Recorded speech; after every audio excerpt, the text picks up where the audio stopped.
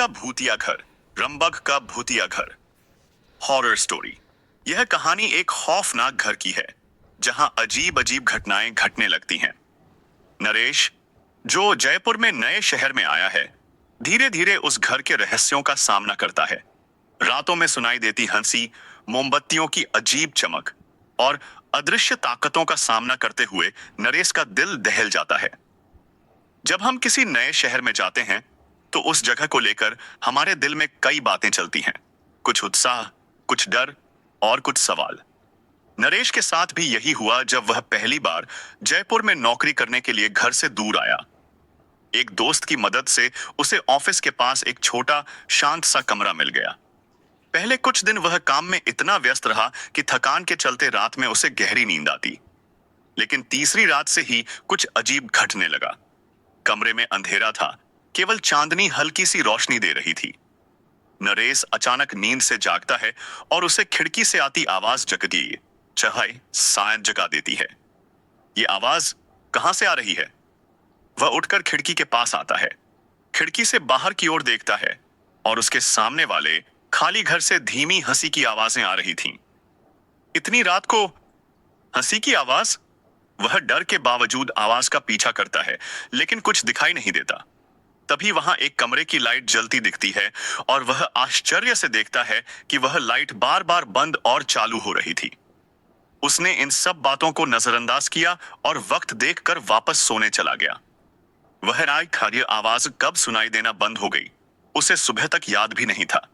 कुछ दिनों तक नरेश ने इन आवाजों को नजरअंदाज करने की कोशिश की, लेकिन धीरे धीरे ये आवाजें उसकी रातों की नींद छीनने लगीं। एक रात उसने हिम्मत करके खिड़की से उस खौफनाक घर को देखने की कोशिश की, लेकिन अंधेरे में उसे कुछ नजर नहीं आया। हालांकि आवाजें लगातार गूंज रही थीं। रात के ठीक 2 बजे जब वह खिड़की के पास गया तो उसने उस घर के दरवाजे पर हल्की सी रोशनी देखी। आज वह इस रहस्य को और झेल नहीं पाया।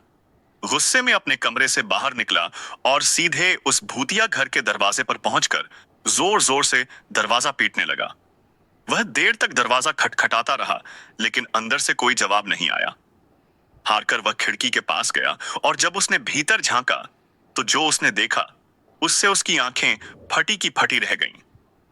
कमरे के बीचों बीच 2 लड़कियां हाथों में मोमबत्तियां लिए खड़ी थीं।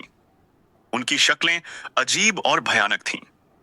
उनकी आंखों में किसी भी तरह का कोई भाव नहीं था, बस एक खालीपन था जो नरेश की रूह को हिला देने के लिए काफी था।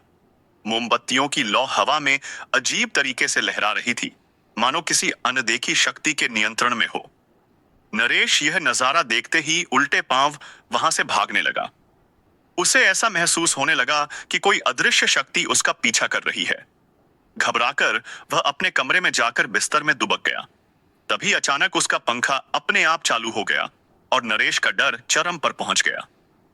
उसने अपनी आंखें बंद कर लीं और कांपते हुए सोने की कोशिश करने लगा। अगले दिन नरेश के सब्र का बांध टूट गया। उसने अपनी नौकरी से छुट्टी ली और सीधे मकान मालिक के पास पहुंच गया। उसकी आवाज में घबराहट थी और आंखों में डर का साया। उसने मकान मालिक से रामबाग के भयानक घर के बारे में पूछताछ की। मकान मालिक ने एक गहरी सांस ली और कहानी बताने लगा। एक ऐसी कहानी जिसने नरेश की रूह तक को कंपा दिया। रामबाग के इस खौफनाक घर में दशकों पहले एक साधारण सा परिवार रहता था। पति, पत्नी और उनकी 2 प्यारी बेटियां। सब कुछ आम लोगों जैसा ही था, लेकिन फिर एक रात वह आदमी अचानक गायब हो गया। उसकी तलाश में परिवार और पड़ोसियों ने हर मुमकिन कोशिश की, लेकिन उसका कहीं पता नहीं चला। इसके बाद घर में अजीब घटनाएं घटने लगीं। लोग कहते थे कि वह औरत और उसकी बेटियां रात में मोमबत्तियां जलाकर घर के कमरों में घूमती और अजीब सी हरकतें करती। उनका रहस्यमयी व्यवहार धीरे धीरे पूरे मोहल्ले के लिए चिंता का कारण बन गया। एक दिन परेशान होकर पड़ोसियों ने पुलिस को बुला लिया। जब पुलिस ने घर की जांच की तो जो उन्होंने देखा उससे सबके रोंगटे खड़े हो गए। घर के भीतर उस औरत और उसकी बेटियों की लाशें सड़गल चुकी थीं। सबसे हैरानी की बात यह थी कि पोस्टमार्टम से पता चला कि वह तीनों करीब 6 महीने पहले ही मर चुकी थीं। लेकिन मोहल्ले के लोगों ने उन्हें अभी कुछ ही दिनों पहले घर के आसपास घूमते हुए देखा था। माना जाता है कि उस औरत ने अपने पति को वापस बुलाने के लिए कोई तांत्रिक क्रिया की थी और इसी कारण से यह सब हुआ। आज भी इस घर में लोग अजीब घटनाएं देखने का दावा करते हैं। उसकी खाली खिड़कियों से झांकती परछाइयां और रात में सुनाई देने वाली हल्की हल्की फुसफुसाहटें इस बात की गवाही देती हैं कि रामबाग का यह घर आज भी अपने अतीत के भयानक रहस्यों को अपने भीतर छुपाए हुए है। सन्नाटा छा जाता है। नरेश का चेहरा फीका सफेद पड़ जाता है। उसके मन में डर का बीज और गहरा हो जाता है। उस रात नरेश को एहसास हुआ कि कुछ रहस्यों को छेड़ना अपनी ही बर्बादी को निमंत्रण देना है। रामबाग का वह भयानक घर अब भी वहां खड़ा है, अपनी खौफनाक कहानियों के साथ, और जो कोई भी उसके रहस्य जानने की कोशिश करता है वह हमेशा के लिए उसकी यादों में कैद हो जाता है। और नरेश ने जल्द ही वह घर छोड़ने का फैसला किया, पर उसके मन में अब भी उस घर का खौफ और रहस्य हमेशा के लिए बस चुका था। सो आई होप गाइज आपको यह हॉरर स्टोरी अच्छी लगी। हॉरर